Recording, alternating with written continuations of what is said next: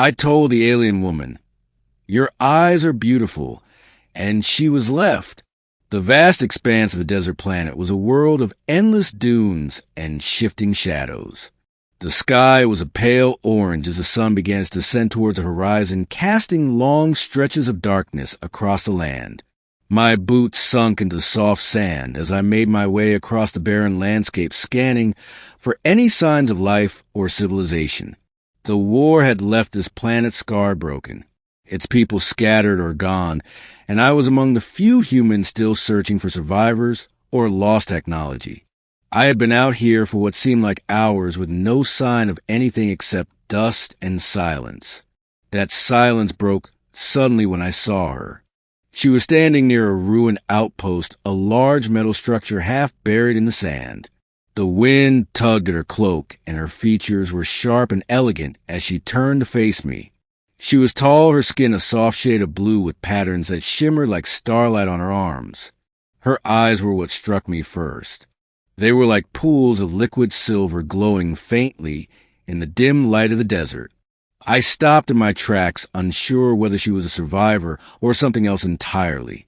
She stood still, not moving an inch, just watching me with those eyes.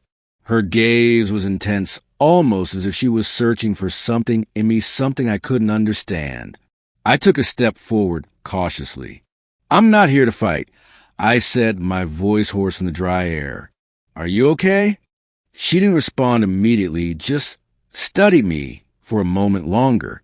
Her eyes never left mine, and I felt an odd sense of calm wash over me despite the tension in the air.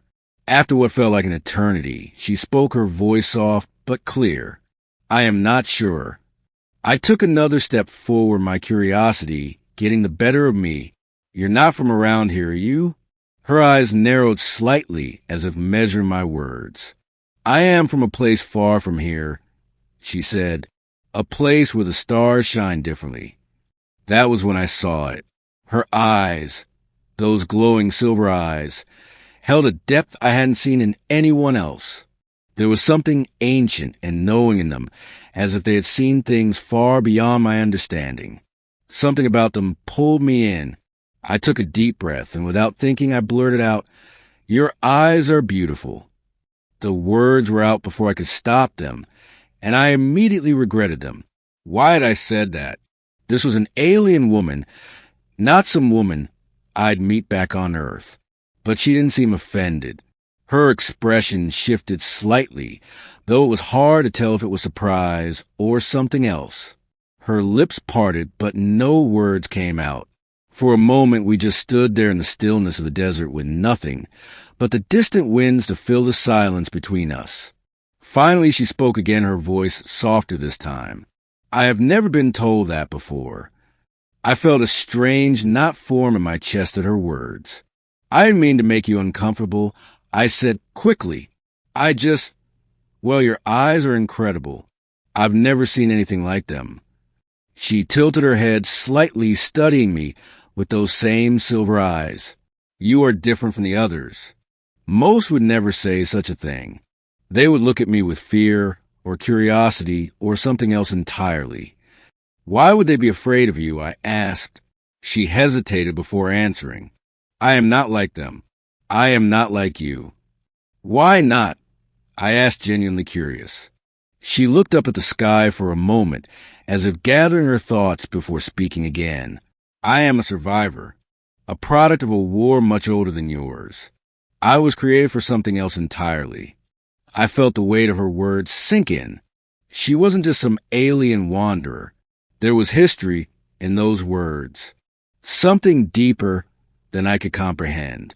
"Where are you from?" I asked softly. She looked at me again, her gaze unwavering. "I come from a planet that no longer exists. My people are gone. I am the last of them." I could see the sadness in her eyes, though she hid it well. There was a deep sorrow there, something ancient and unspoken. I couldn't imagine what she had been through, or how long she had wandered alone. "What happened to your people?" I asked cautiously. Her eyes flickered for a moment, like a distant memory was stirring. A war that lasted for centuries. It tore apart my world and my people. I was one of the last to survive. I didn't know what to say to that. There was a heavy silence between us as we both stood there beneath the vast, empty sky. "I'm sorry," I finally said after a long pause. "I didn't know." She nodded slowly but didn't say anything. There was nothing more to say. I glanced at the ruined outpost behind her and noticed a faint glow coming from inside. "Are you looking for something?" I asked. She turned and looked at the outpost before shaking her head. "No, I was just resting." I stepped forward closer to her and noticed the way the light from a fading sun caught her eyes, making them shine even brighter. There was something mesmerizing about them. I couldn't look away. "I never got your name," I said, suddenly feeling the need to know more about her. She smiled slightly, though it was tinged with sadness. "My name is Kaelia." "Kaelia," I repeated, feeling the weight of it on my tongue. "I'm Elias." She nodded in acknowledgement. We stood there in silence for a while longer, just watching the desert shift around us as the last rays of sunlight dipped below the horizon. The stars began to emerge one by one, filling the sky with their distant light. For some reason, I felt drawn to Kaelia. There was something about her that made me want to know more, to understand her. I had never met anyone like her before. "You said you're the last of your people," I said after a while. "What happens now?" She looked up at the sky, her eyes reflecting the stars above. "Now I wait. I have no purpose anymore. No one left to fight for. I am just here." I felt a pang of sadness for her. It was clear she had suffered greatly, and yet there she was standing alone in the desert with nothing but memories. "You're not alone," I said quietly. She turned to look at me again, her eyes softer now. "Thank you." I didn't know what else to say. Instead, I simply nodded and stood there beside her, watching the stars as they filled the sky. In that moment, I realized something. I had been sent to this planet for a reason.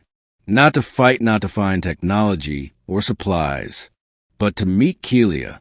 And as we stood there together beneath the endless stars, I couldn't help but wonder if this was just the beginning of something I couldn't yet understand.